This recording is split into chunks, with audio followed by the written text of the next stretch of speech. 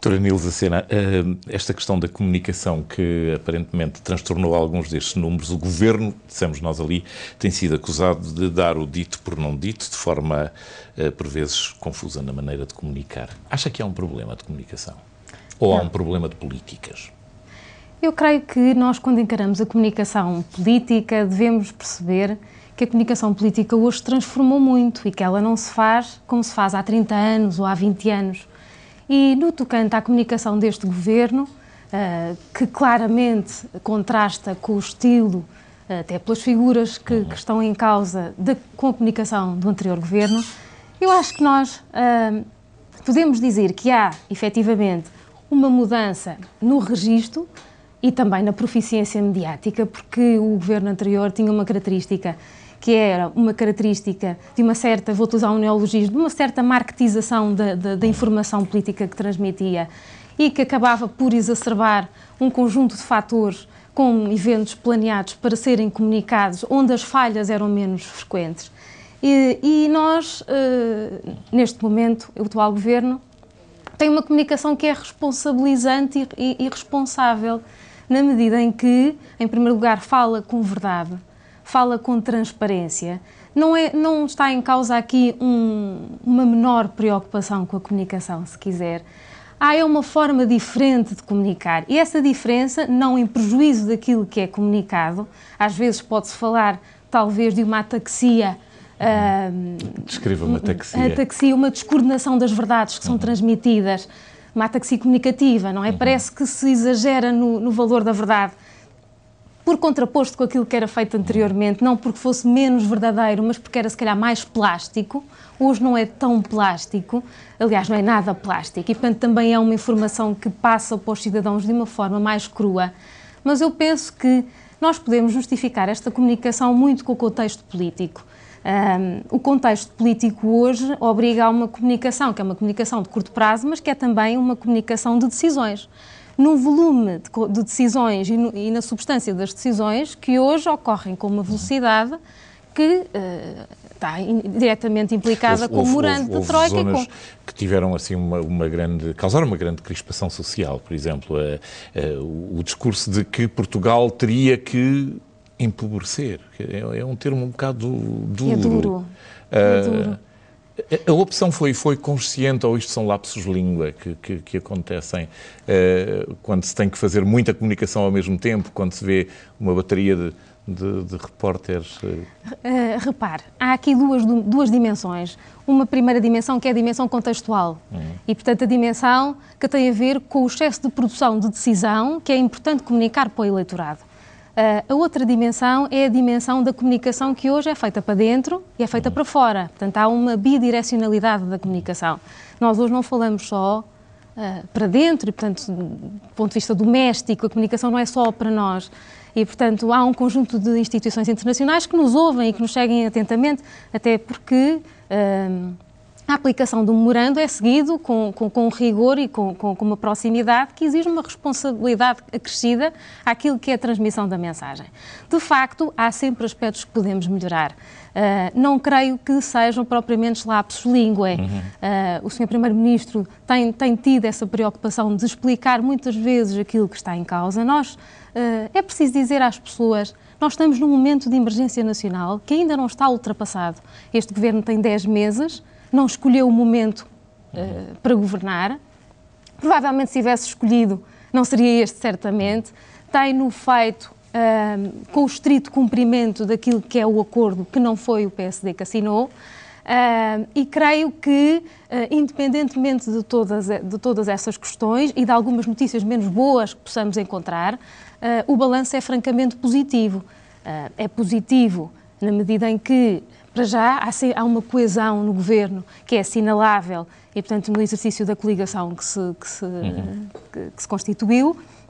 Coesão essa que é extensiva também à articulação entre as duas bancadas na Assembleia da República, e esse é um elemento positivo que eu queria destacar, mas independentemente disso, todas as regras têm sido cumpridas, há um saldo muito positivo de cumprimento do memorando. De resto, a Troika, quando vem cá trimestralmente, acaba por confirmar precisamente esta situação.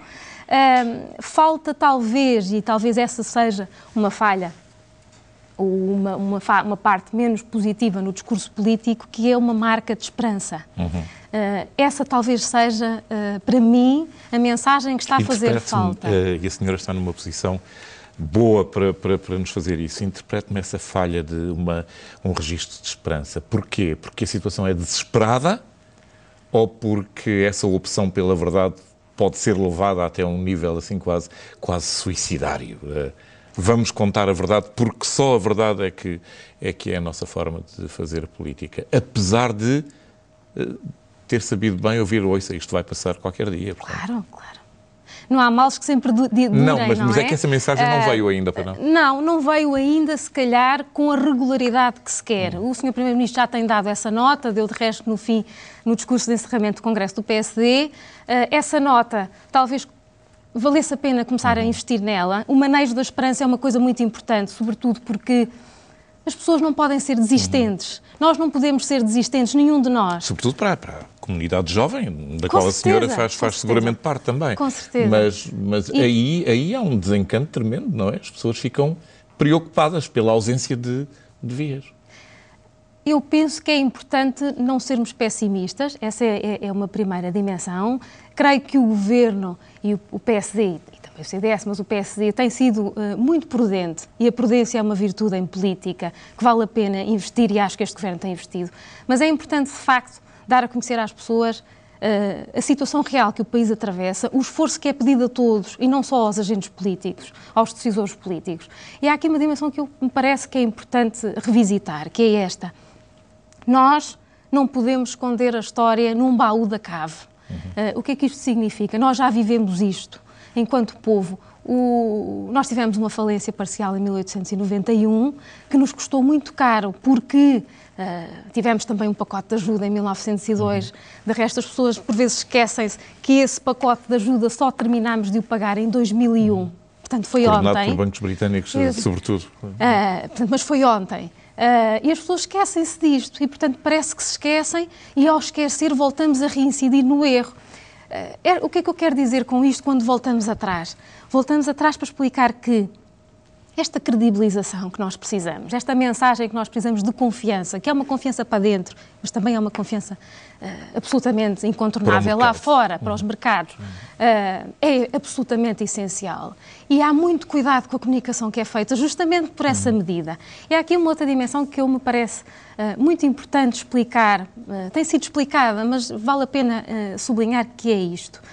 Eu ontem ouvia o líder do Partido Socialista e até o Dr. Mário Soares falarem nas circunstâncias de estarmos a viver um período de Estado mínimo, penso que foi essa a expressão.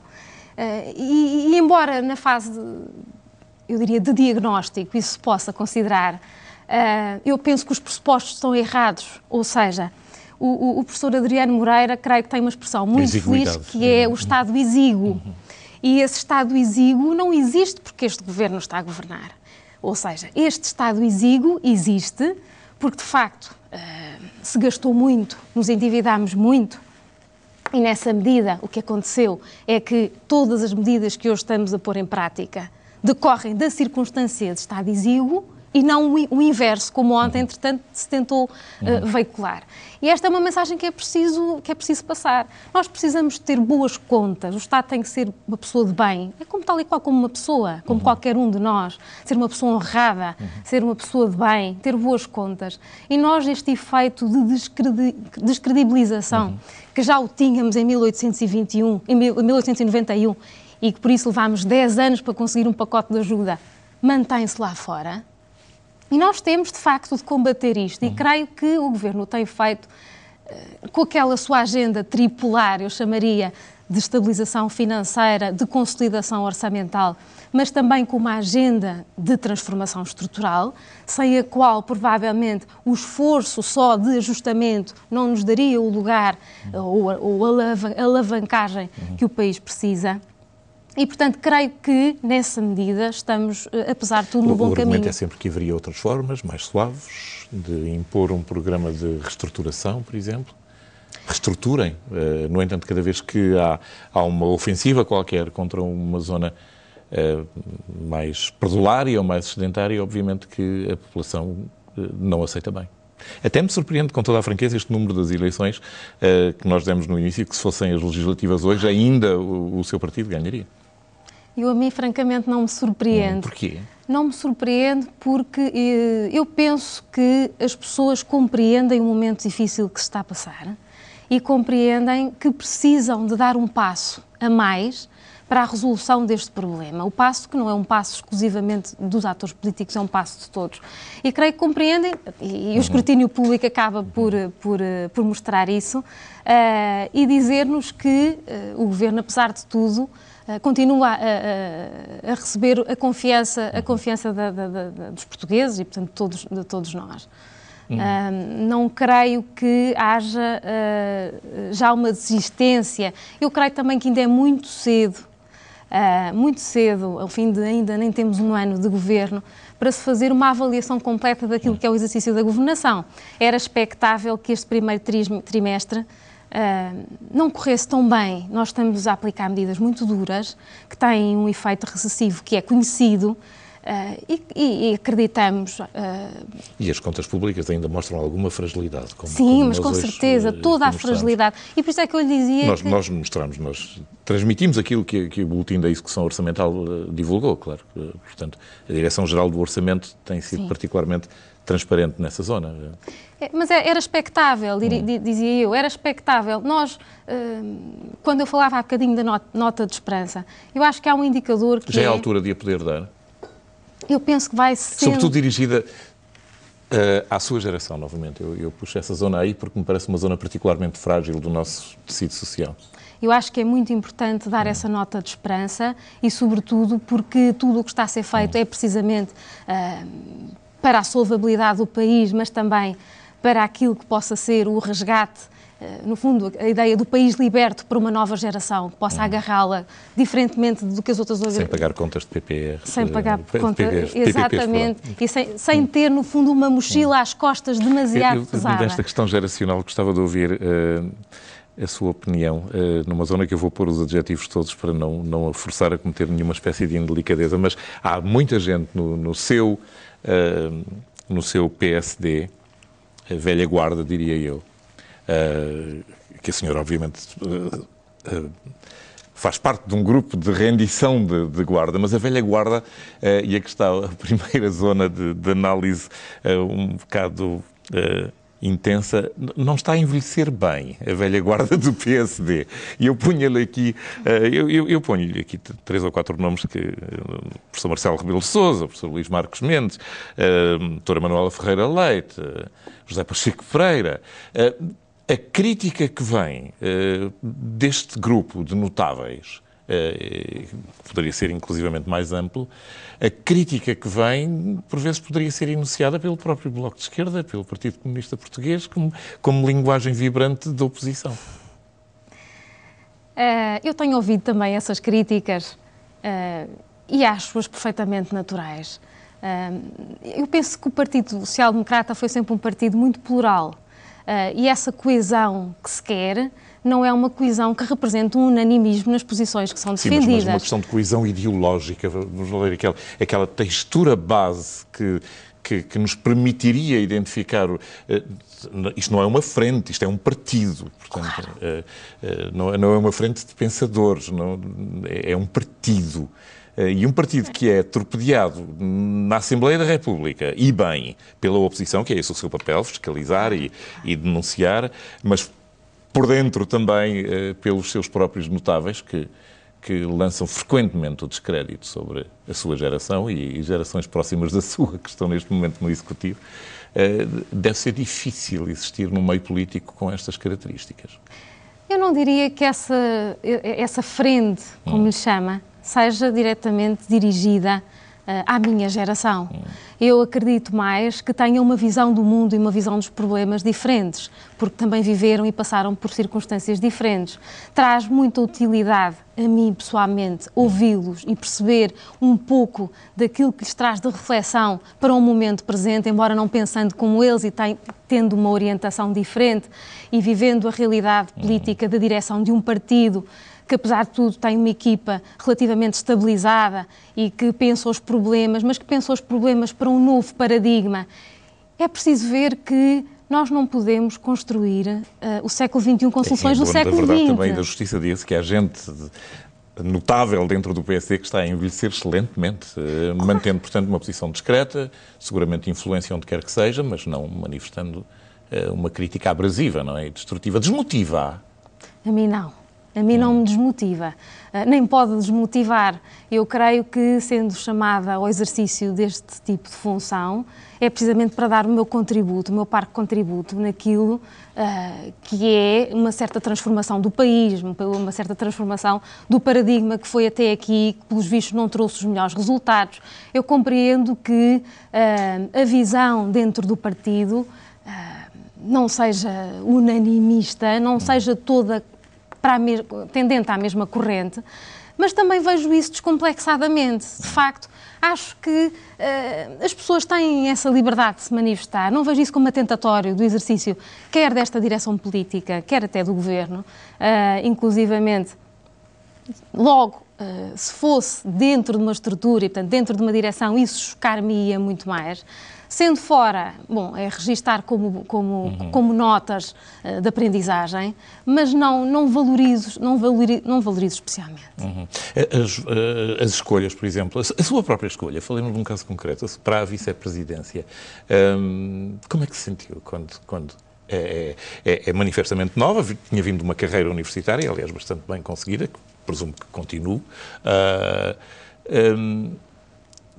sentiu-se estranha no meio de um ambiente tão estratificado como ele mostra ser, como é uma estrutura partidária pesada? Com honestidade, senti-me estranha.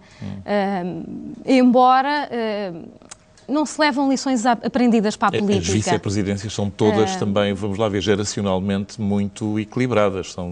Isso dá-lhe algum conforto de grupo? Há algum conforto. Eu diria do seguinte modo, eu vinha de uma realidade completamente diferente, do mundo académico que é fechado, ou relativamente fechado, com o qual continuo a conviver muito bem e, portanto, continuo a manter essa dimensão. E, portanto, tenho alguma dessa distância crítica que ganhei enquanto académica, transportei-a para a vida política. É evidente que estaria a mentir se dissesse que, quando comecei, que o mundo partidário não me pareceu estranho, porque não se levam, como eu dizia, lições aprendidas para a política e portanto, foi como um começar de novo, não é? Eu conhecia uma realidade que era uma realidade teórica, sobretudo porque tenho também base na ciência política e, portanto, formação na ciência política e, portanto, porque tinha essa formação que eu pensei que fosse muito mais útil do que, à partida, a praxis política se veio a revelar. Eu creio que se aprende todos os dias na política, nós vamos ganhando um determinado endurance. Sabe perfeitamente que eu me mantive com pouca visibilidade no primeiro mandato, justamente para assegurar alguma da sustentabilidade e desta aprendizagem, que eu creio que é importante também imprimir àquilo que fazemos e àquilo que fazemos também na área política. Aqui fica. Muito obrigado por ter vindo, muito obrigada, por ter decidido romper esse anonimato aqui no Jornal das 9. Muito obrigada. Foi um prazer tê-la aqui. Nilza de Sena, vice-presidente da Comissão Política do PSD.